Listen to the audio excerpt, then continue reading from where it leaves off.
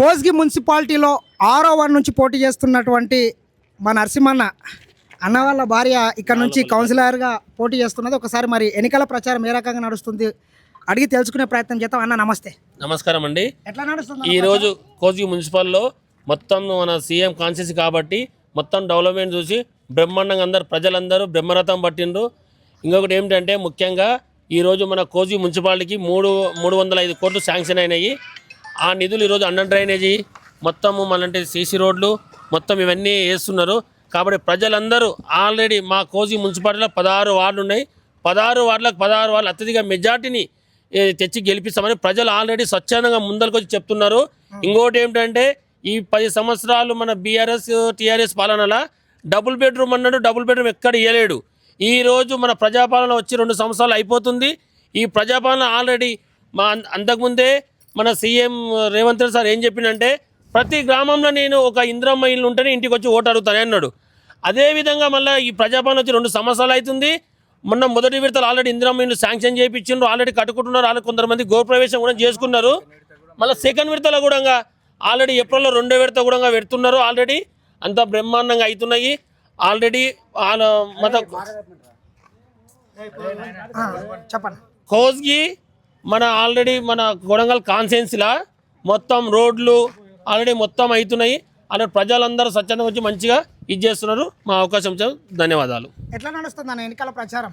ఎన్నికల ప్రచారం మంచిగా నడుస్తుంది. ఆల్రెడీ మనకు ఓటర్స్ అందరూ మంచిగా మనకు స్వచ్ఛందంగా డెవలప్మెంట్ సీఎం డెవలప్మెంట్ అవుతుంది. అదే కానీ మంచిగా నడుస్తుంది సార్. పట్నం నరేందర్ రెడ్డి మా అభ్యర్థుల్ని కిడ్నాప్ చేస్తున్నారు అంటున్నారు, కరెక్ట్ అన్న ఇది? ఇక చూడండి, ఆల్రెడీ ఆయనకు ముందుకు వచ్చి ఓట్లు అడగడానికి ఇది కాక ప్రజలు ఆల్రెడీ ఇది చేస్తారని ఆల్రెడీ ఆయన ఏం చేస్తున్నాడంటే ప్రజల్ని ఫలోభావం పెడిపించి మద్యం దానికి చేపించి ఏమంటున్నాడంటే లేదు ఆయనకు డిపాజిట్ కూడా రావు కదా అని వాళ్ళ క్యాండిడేట్లకి ఏం చెప్తున్నాడంటే వాళ్ళు వచ్చిండ్రు మీకు కిడ్నాప్ చేసుకొని పోతున్నారు, వీళ్ళు వచ్చిండ్రు ఇట్లా అని చెప్పి ఎవరిని కిడ్నాప్ చేస్తారా వాళ్ళ మీద ఈ కావాలని అని ముట్టడోడు లేడు. అది వీళ్ళు ఏం డ్రామాలు వేస్తున్నారంటే ఆల్రెడీ మేము మా పద్ధతులని మీరు భయం గురి చేస్తున్నారని అన్ని తప్పుడు ప్రచారము. అదే గత పాలకులందరూ ప్రజలందరూ చూస్తున్నారు, గమనిస్తున్నారు. ఆల్రెడీ గతంలో ఒక ఎమ్మెల్యే ఉండి మేము సామాన్య కార్యకర్తగా ఉంటే ఒక 3000 మంది గుండాలను తోలుకొచ్చి మా ఇంటి మీద దాడి చేసిండ్రు. ఈ ప్రజలందరూ చూసిండ్రు. ఆల్రెడీ పేపర్కి వచ్చింది, సోషల్ మీడియాలో ఎలక్ట్రానిక్ అంతా చూసిండ్రు. ఇంకోటి గతంలో కూడా ఇదే మన కోస్గి మున్సిపాలిటీలో చైర్మన్ ఎన్నికైతే శివాజీ చౌక్ నుంచి రామాలయం నుంచి మున్సిపల్ ఆఫీస్ వరకు షటర్లన్నీ బంద్ చేయించి రౌడీలను తెచ్చి ప్రజలని మన వ్యాపారవేత్తలందరినీ దుకాణాలు బంద్ పెడిపించి ఆయన చైర్మన్ అనేది క్యాండిడేట్ చేసిండు.